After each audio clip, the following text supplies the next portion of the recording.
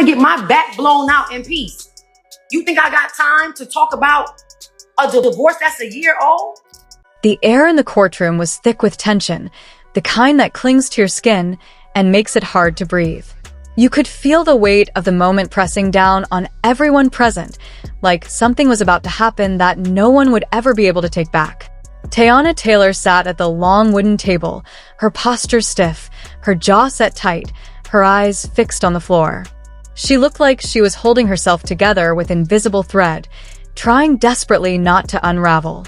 Across the room, Iman Shumpert leaned back in his chair, arms folded over his chest, his face unreadable. Between them sat the one person who had no idea just how much power she held over the entire situation, their daughter, Juny. For weeks, the custody battle between Tayiana and Iman had been playing out like a soap opera behind closed doors, with whispers leaking out into the tabloids and social media feeding frenzy. Fans had been choosing sides, dissecting every little detail, every cryptic Instagram post, every paparazzi shot of Tayiana walking into the courthouse in her sharp suits and dark sunglasses, or Iman leaving with his lawyer, flashing that half smirk that always stirred up speculation. But nothing, absolutely nothing, had prepared anyone for what was about to unfold in that courtroom today. The judge's voice droned on about the legal procedures, the importance of keeping the child's best interest at heart, but all anyone in the room was really waiting for was the moment Juny would speak. It was rare for a custody hearing to get to this point, where the child's voice would be directly taken into account, but both parents had been so adamant, so unwilling to compromise, that the judge had decided it was necessary. Teyana's hands were trembling in her lap, though she tried to hide it by interlocking her fingers tightly together. She had told herself over and over that Juny knew where home was, that Juny knew who had been there for every scraped knee, every dance recital, every bedtime story. She had convinced herself that love, her love, would speak louder than anything else. But as Juny was brought to the front of the room, escorted by a court-appointed child advocate, the little girl's eyes flickered nervously between her parents.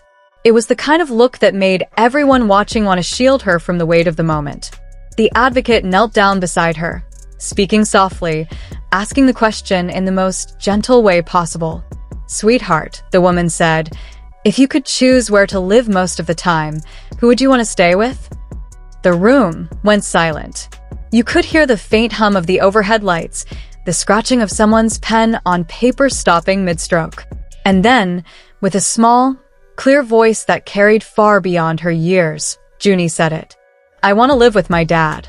The words hung in the air like a sharp, cold blade. Teyana's head snapped up so fast it was like the sound had physically struck her. Her lips parted slightly, but no words came out. She stared at her daughter, searching for some sign that she had misheard, that maybe Juny had said something else, anything else. But the look on Juny's face was steady, calm, almost relieved.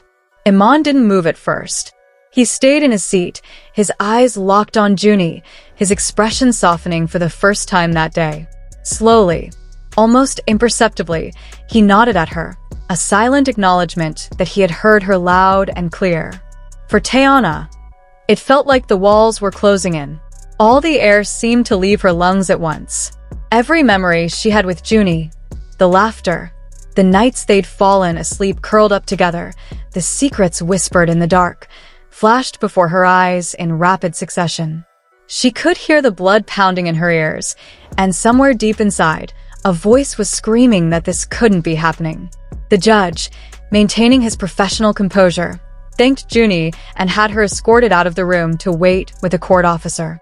But for Tayiana, the hearing was over the moment those words were spoken. Everything else, the legal jargon, the motions, the documents being passed between lawyers, faded into meaningless noise. She felt her vision blur, not from tears exactly, but from the dizzying realization that she had just lost something she never thought she could lose. Without a word, she pushed back her chair, the sound of the legs scraping against the floor echoing sharply in the room. Heads turned as she stood up, her hands clenched at her sides, her heels clicking loudly as she made her way toward the double doors at the back. "Teyana," her lawyer whispered urgently, reaching out to touch her arm, but she shook him off without looking back. The moment she pushed open those heavy courtroom doors, the noise hit her like a wave. Reporters shouting questions, cameras flashing, microphones being shoved toward her face. She didn't stop. She didn't speak. She just kept moving, faster and faster, until she was outside in the blinding afternoon sun. Somewhere behind her, she heard the courtroom doors swing open again, but she didn't turn around. She didn't want to see if it was Iman or a reporter or anyone else. All she wanted was to be far away from the building where her heart had just been broken in front of an audience. By the time she reached the black SUV parked at the curb, her chest was heaving, and the tears she had been holding back finally broke free. The weight of everything that had happened came crashing down at once. The courtroom, the eyes, the words, the verdict. Her hands trembled as she pulled the handle and slid into the back seat, slamming the door behind her with a finality that echoed louder in her heart than it did in the quiet street. She leaned forward, pressing her forehead against her hands, trying to catch her breath, trying to ground herself before the storm inside her pulled her under completely. The driver, sensing her turmoil, said nothing. The engine hummed softly, a distant murmur beneath the sound of her muffled sobs. Outside, the city moved on.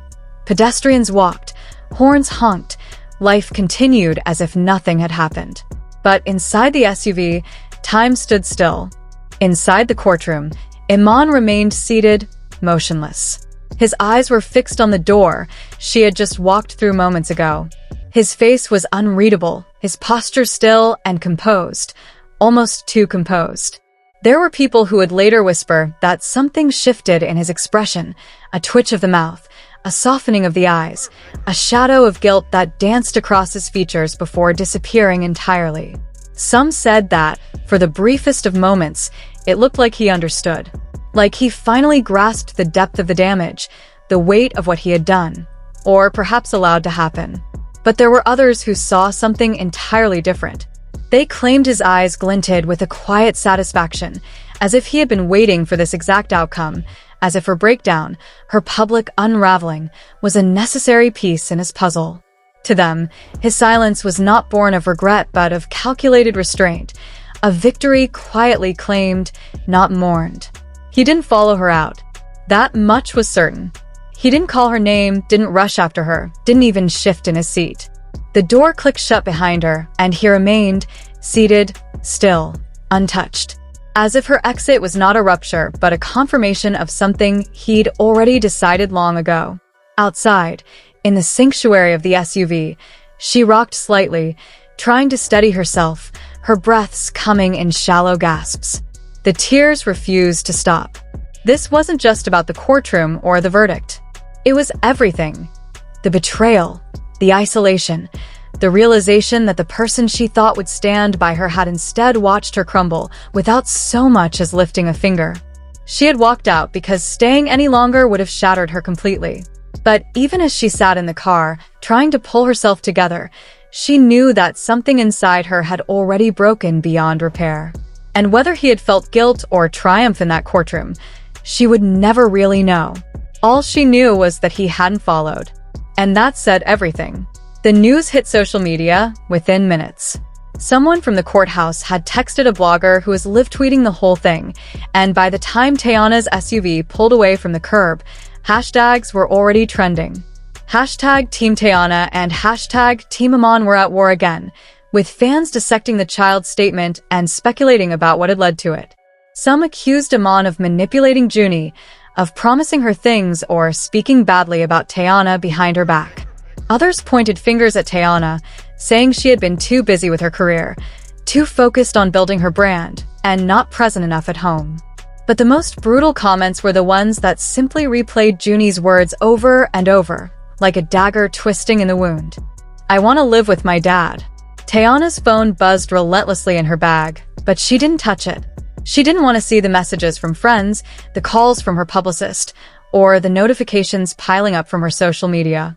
She just stared out the tinted window, watching the city blur past, trying to figure out how she had gone from being the center of her daughter's world to sitting alone in the back of a car, feeling like she'd been erased. And deep down, She knew this wasn't just a momentary loss. This was going to change everything.